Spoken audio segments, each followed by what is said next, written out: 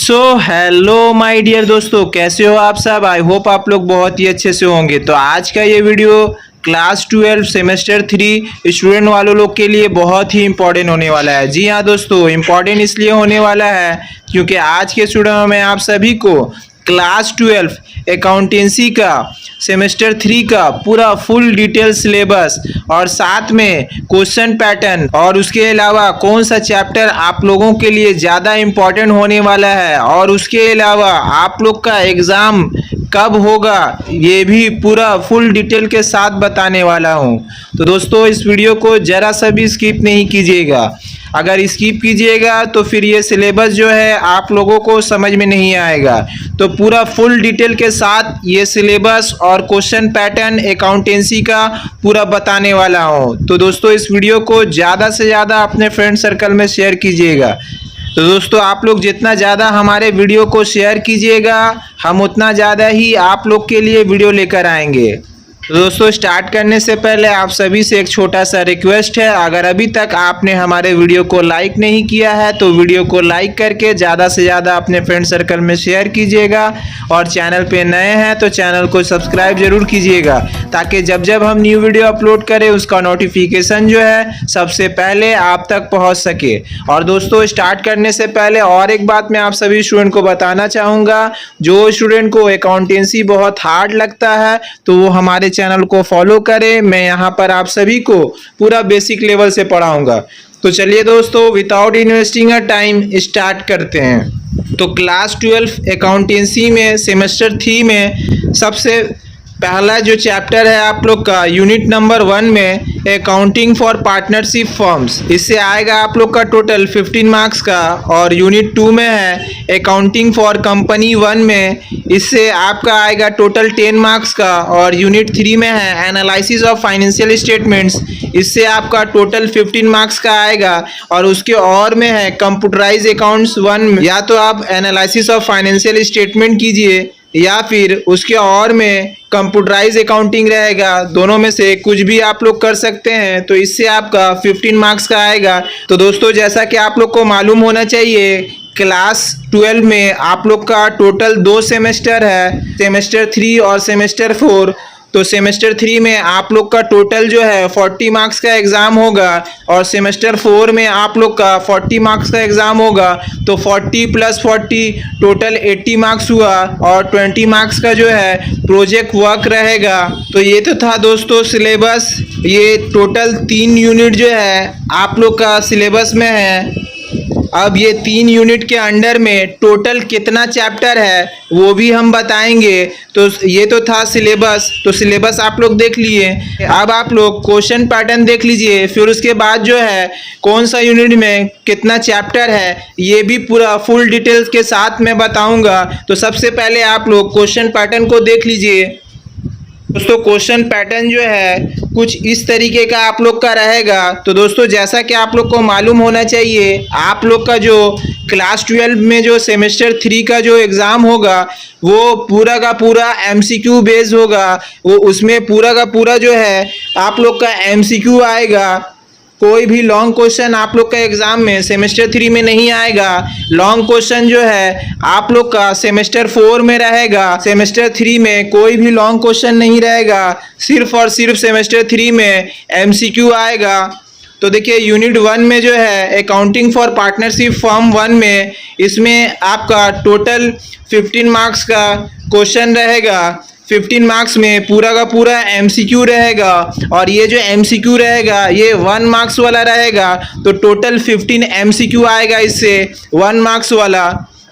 फिर उसके बाद देखिए यूनिट 2 में जो है अकाउंटिंग फॉर कंपनी 1 बोल के लिखा हुआ है। तो इससे जो है आप लोग का टोटल 10 मार्क्स का आएगा। टोटल 10 MCQ क्वेश्चन रहेगा। तो यूनिट 2 से आप लोग का टोटल 10 MCQ आएगा 1 मार्क्स वाला और ये टोटल 10 मार्क्स का रहेगा। और यूनिट 3 में जो है आप लोग का एनालिसिस ऑफ फाइनेंशियल स्टेटमेंट्स, इससे आप लोग का टोटल 15 MCQ रहेगा 1 मार्क्स वाला। तो इससे टोटल आप लोग का 15 मार्क्स का आएगा। और देखिए एनालिसिस ऑफ फाइनेंशियल स्टेटमेंट्स के और में कंप्यूटराइज अकाउंट्स 1 बोल के लिखा हुआ है, या तो आप एनालिसिस ऑफ फाइनेंशियल स्टेटमेंट कीजिए या फिर कंप्यूटराइज अकाउंट्स कीजिए, दोनों में से कुछ भी आप लोग कर सकते हैं।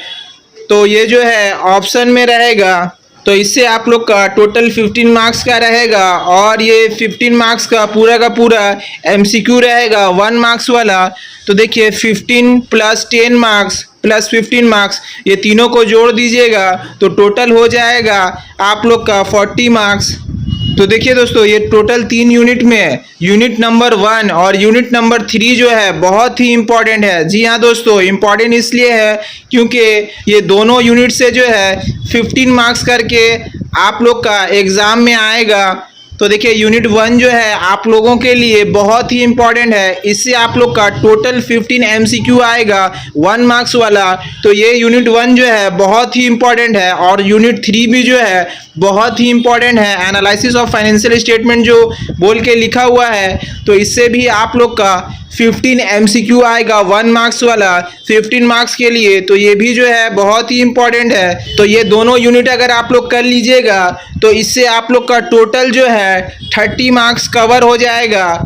फिर उसके बाद देखिए सेकंड में यूनिट 2 में लिखा हुआ है अकाउंटिंग फॉर कंपनी 1, तो ये भी जो है बहुत ही इम्पॉर्टेंट है। इससे आप लोग का टोटल 10 एमसीक्यू आएगा 1 मार्क्स वाला।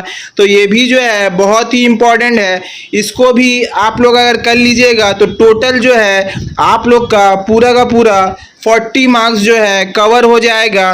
तो ये तो था दोस्तों क्वेश्चन पैटर्न। अब आप लोग ये तीनों यूनिट के अंडर में क्या क्या पढ़ना होगा, कितना टोटल चैप्टर है, ये देख लीजिए, वो हम बताने जा रहे हैं। तो सबसे पहले यूनिट 1 में अकाउंटिंग फॉर पार्टनरशिप फर्म 1 में क्या क्या हम लोग को पढ़ना पड़ेगा। सबसे पहला पॉइंट है, देखिए लिखा हुआ है पार्टनरशिप। पार्टनरशिप का फीचर, पार्टनरशिप क्या है, पार्टनरशिप का फीचर्स, पार्टनरशिप डीड। दूसरा में है provision of the Indian Partnership Act 1932 in the absence of partnership deed. In the absence of partnership deed, जब पार्टनरशिप डीड नहीं बना हुआ रहेगा तब क्या क्या प्रोविज़न रहेगा। इंडियन पार्टनरशिप एक्ट 1932 में क्या क्या बात बोला गया है वो पढ़ना पड़ेगा।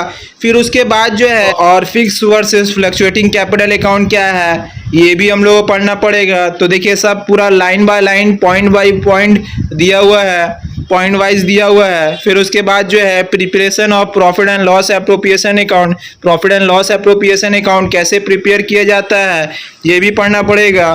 फिर उसके बाद पास्ट एडजस्टमेंट क्या है, गुडविल क्या है, recommendation of accounting standard in relation to recognisation of goodwill. तो ये सारा चीज़ जो है पॉइंट वाइज हम लोग को पढ़ना पड़ेगा। फिर उसके बाद देखिए तो ये यूनिट 1 कंप्लीट हो गया, टोटल 15 मार्क्स। अब यूनिट 2 में देखिए क्या क्या पढ़ना पड़ेगा हम लोग को। तो पहला पॉइंट है features and types of company.